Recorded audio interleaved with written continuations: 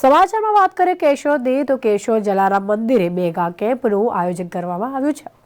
જી હા, જલારામ મંદિરે યોજાયેલ નેત્ર નિદાન કેમ્પમાં 190 જેટલા દર્દીઓએ લાભ લીધો હતો।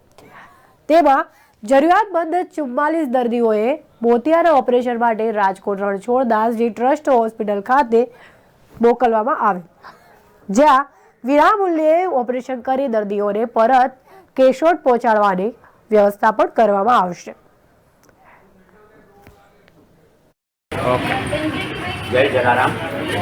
જલારામ મંદિર કેશોદ દ્વારા અવનવી સેવાકીય પ્રવૃત્તિઓ કરવામાં આવે છે।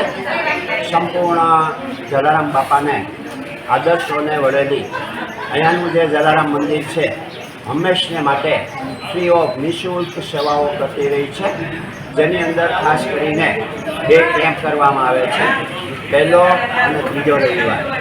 આજરોજ પણ આ કેમ્પ યોજવામાં આવ્યો હતો અને એની અંદર લગભગ 190 ઉપરાંત દર્દીઓએ ભાગ લીધો હતો, જેમાંથી 44 દર્દીઓને ઓપરેશન માટે રાજકોટ રણછોડદાસજી આશ્રમની અંદર મોકલવામાં આવેલા છે।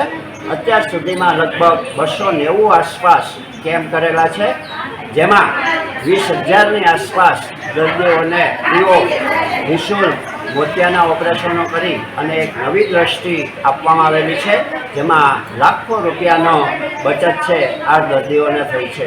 અમારે ત્યાં જુદા જુદા ભોજનદાતાઓ દ્વારા આ કેમ્પનું આયોજન કરવામાં આવે છે। આજે અમારા ભોજનદાતા તરીકે દક્ષાબેન પ્રબોધભાઈ મહેતા એમને સંપૂર્ણ ખર્ચ આજનો આપેલો છે અને આ કેમ્પ જે છે એમના દ્વારા યોજવામાં આવેલો છે। અમે એમનો પણ આભાર માનીએ છીએ। જય જલારામ।